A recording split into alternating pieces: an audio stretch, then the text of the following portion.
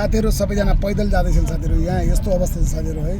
पूर्णागिरी माताको दर्शनको लागि सबैजनालाई हतार छ। मातालाई भेट्न, माताको दर्शन गर्नको लागि सबैजनालाई हतार भएको कारणले गर्दा मान्छेहरू यस्तोमा सबैजना हिँड्ने पैदल वा रास्तामा बाटोमा पुरा मान्छेहरू बस्दै रमाइलो गर्दै जान खोज्दैछन् साथीहरू।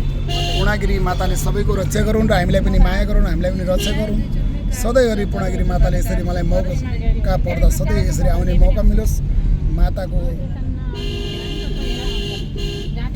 तपाईहरू सुदूरपश्चिमबाट कैलालीबाट हिँड्नुभयो भने 40 किलोमिटर महेन्द्रनगर आउनुहुन्छ। त्यसपछि गएर 10 किलोमिटर बरमदेव आएर त्यहाँबाट चाहिँ 4 किलोमिटर टनकपुरबाट 22 किलोमिटर 23 किलोमिटर हिँड्नुभयो भने पूर्णागिरी मन्दिरमा पुगिन्छ।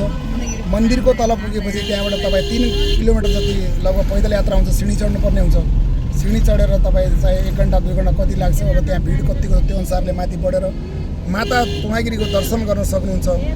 यो चाहिँ बाटोको दृश्य हो साथीहरू, एकदमै राम्रो छ। हेर्नुहोस्, मान्छे भक्तजनहरू अब पूजाको मा दुर्गा माताको दर्शन गर्नको लागि यति बेला एकदमै मेला हुन्छ। चैते मेलामा चाहिँ होइन मान्छेहरू आउने जाने एकदमै राम्रो आवाजाउ छ सबैजना।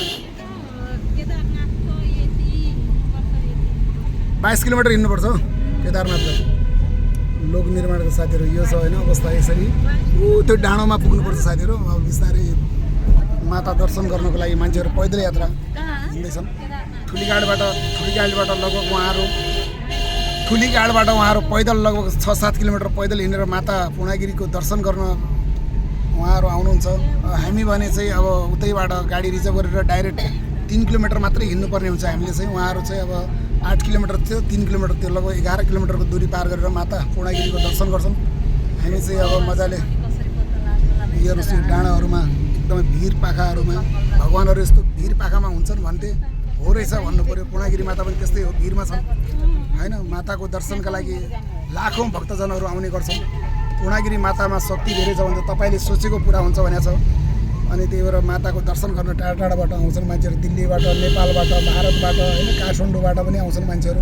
आस्था भएको मान्छे आउँछन् नि होइन साथीहरू। यो बाटोको सुन्दर दृश्य है साथीहरू।